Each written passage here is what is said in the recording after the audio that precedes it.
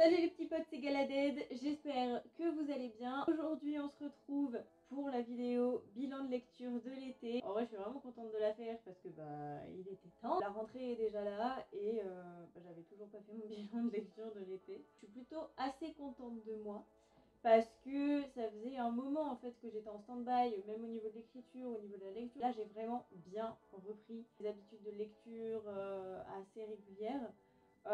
Donc ça m'a permis de lire quand même pas mal de livres sur mon défi de l'été. J'en avais 8 avec notamment des gros pavés. Et sur les 8 gros pavés, j'en ai lu... Il y en a qu'un en fait que j'ai pas pu lire. Si, deux pardon. J'ai pas eu le temps de lire. Donc sur mon défi de 8 livres, j'en ai lu 6, ce qui en soit pas mal du tout. Donc dans cette vidéo, je vais vous dire ce que j'ai préféré, ce que j'ai moins aimé, les personnages qui m'ont le plus marqué, ceux qui m'ont le moins marqué. Et c'est parti.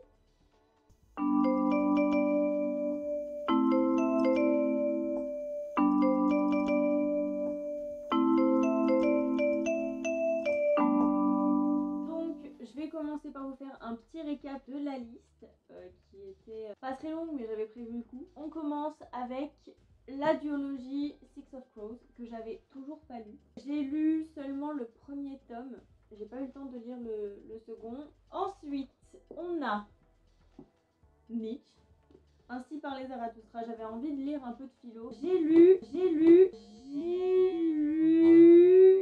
Feu et sang de George Martin. Je suis vraiment contente parce que c'est un gros pavé et j'ai quand même réussi. J'ai lu aussi La promesse de l'aube de Romain Gary parce que ça faisait un long moment que je l'avais dans la bibliothèque et il me tentait énormément. La colline que nous gravissions d'Amanda Gorman parce que pareil il est sorti il y a un petit peu longtemps mais j'avais pas eu le temps en fait de...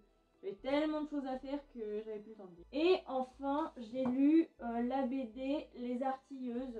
Alors, je l'ai vu totalement par hasard sur le site de la FNAC et je me suis dit, bon, ça a l'air cool, donc pourquoi pas. Et ensuite, les deux que j'ai pas eu le temps de lire, on a Ken Follett. Je l'ai entamé, mais alors j'ai pas eu la foi de le finir. Je sais pas, c'est peut-être une question de temps, une question de motivation, je ne sais pas. Je le retenterai une autre fois, mais j'ai vraiment pas eu la foi, quoi. J'ai commencé par ça, j'aurais peut-être pas dû aussi, parce que quand je voyais ma page, j'étais là, j'y arriverai jamais. Je le lirai quand même un jour, je vous ferai une bonne critique, mais pour l'instant, non, j'ai pas eu le temps. Il y a aussi du coup Jane Eyre, la version originale, donc en anglais, où là pareil j'ai pas eu le temps. Je me suis dit je vais le garder pour la fin, mais de toute façon je les garde pour plus tard et je vous en parlerai de toute façon dans d'autres vidéos. On va leur dire adieu et on va passer à la suite. Donc je vais commencer par ceux que j'ai moins aimés. Alors du coup j'ai pas accroché du tout. En soi je reconnais qu'il y a vraiment un travail au niveau de l'imaginaire qui est extrêmement bien fait, mais j'ai pas accroché au personnage. Je me suis pas vraiment attachée non plus à l'histoire. Enfin, je suis pas rentrée dedans. J'ai pas réussi à rentrer dedans. Je sais pas pourquoi. C'est dommage, parce que c'est quand même une très belle BD.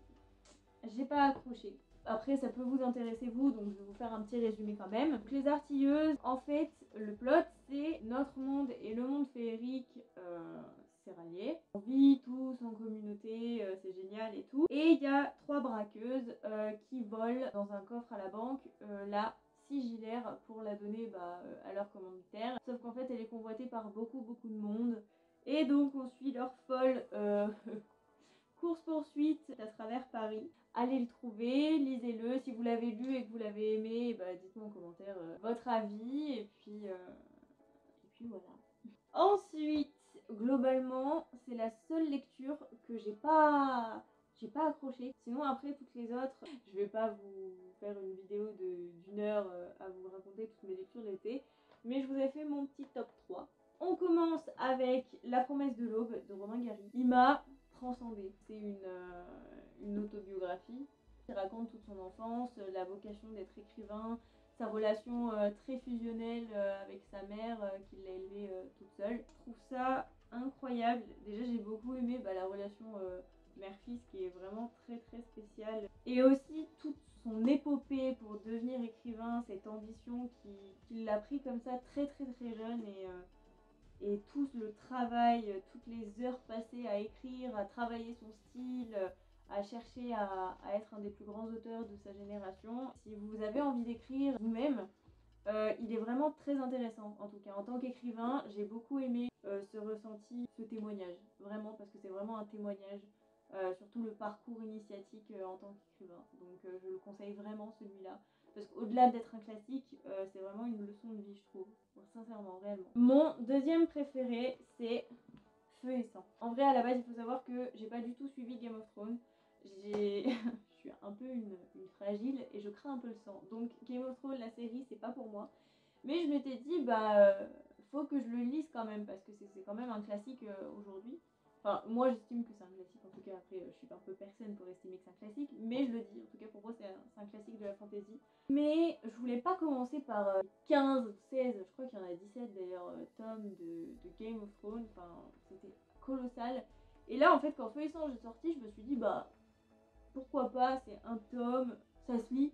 Et ça peut être une bonne entrée en matière, surtout que c'est les origines en fait du trône de fer, de la création, de la conquête, tout ça. Donc, et en fait, j'ai découvert le style de Martin qui est absolument incroyable.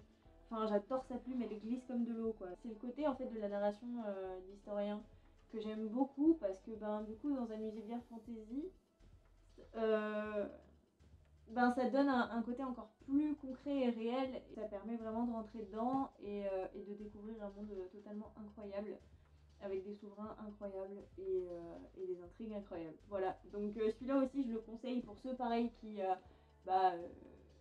ont tout simplement zappé un peu Game of Thrones, mais qui s'intéresseraient quand même à Martin et à l'univers, et qui essaieraient de comprendre l'engouement autour de ces livres et de cet auteur. Et de la série, voilà, moi j'ai compris, clairement j'ai compris. Mes troisièmes préférés, on part sur Six of Crows. J'ai découvert Six of Crows grâce à la série Shadow and Bone sur Netflix. J'ai regardé la série et j'ai fait waouh, genre il me le faut quoi. La duologie Six of Crows qui se place après du coup la saga Shadow and Bone. J'aime beaucoup le fait qu'un chapitre soit consacré à un personnage, parce qu'on apprend vraiment à les connaître et pour le coup on arrive réellement à éprouver vraiment de l'empathie et à s'intéresser en fait réellement à eux, à leur passé, à leur caractère, à ce qu'ils sont. C'est là où j'ai trouvé tous mes personnages préférés en fait de toutes mes lectures de l'été confondues. Six of Crows, c'est une saga de fantasy qui reprend un peu les codes de la guerre froide. Enfin, c'est mi-seconde guerre mondiale, mi-guerre froide entre la Russie, la Chine. Vraiment, c'est extrêmement bien construit. L'intrigue est incroyable. Cette bande de gangsters, elle est ouf. On sort vraiment de l'histoire des cartels de gangs et on voit vraiment que les gangsters ont un grand cœur, tout simplement. C'est pas nouveau, hein, c'est que ça j'arrive après la guerre, mais clairement, c'est une très belle découverte et je pense que c'est une saga que je place au même niveau que par exemple The Mortal Instrument. Vous découvrirez que je suis une fan de Cassandra Clare. Même Tolkien ou Rowling, Leif Bardugo, c'est vraiment, je le dis comme il faut ou pas, Leif Bardugo. Wouhou! Bref, l'auteur de Six of Crows est vraiment génial, voilà, concrètement. Donc j'ai hâte de lire le deuxième tome, je pense que je vais l'enchaîner direct. Voilà. Par rapport à mon personnage préféré, enfin mes personnages préférés, parce qu'il y en a à peu près 3. On a en premier Casebreaker, il est incroyable. Je l'avais beaucoup aimé dans Shadow and Bone, mais là en fait avec le principe justement de chapitres consacré à un personnage, on apprend beaucoup de choses sur lui, beaucoup de choses sur comment il fonctionne et on se rend compte que c'est vraiment un brave type en vrai. Même s'il est froid et calculateur, il a quand même un côté chaleureux. C'est une chaleur froide, je trouve, Casebreaker. Il a beaucoup de charisme, de classe, c'est vraiment le gangster mafieux classique pour le coup, mais avec une moralité dissimulée sous des airs d'immoralité. C'est vraiment très intéressant et très bien tourné. Il est très complexe ce personnage et en même temps très très intéressant. Ensuite, on a Jesper qui est quand même extrêmement drôle. J'ai beaucoup aimé aussi le fait qu'il soit extrêmement bien mis en avant par l'auteur, parce que Boncas prend beaucoup de place au sein de la hiérarchie et au sein du gang.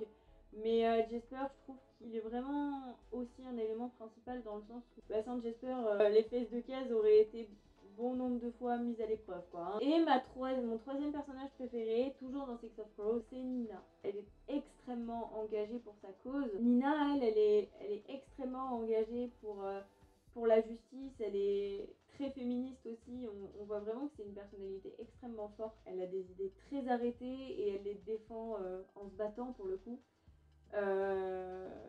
Donc j'ai beaucoup aimé l'engagement de ce personnage et son courage aussi surtout. Donc voilà pour ce premier bilan de l'été. J'espère vous avoir donné envie sur certaines lectures. Et en attendant, je vous souhaite une très bonne soirée, une très bonne nuit, une très bonne journée, que sais-je. Je vous retrouve la semaine prochaine pour une nouvelle vidéo.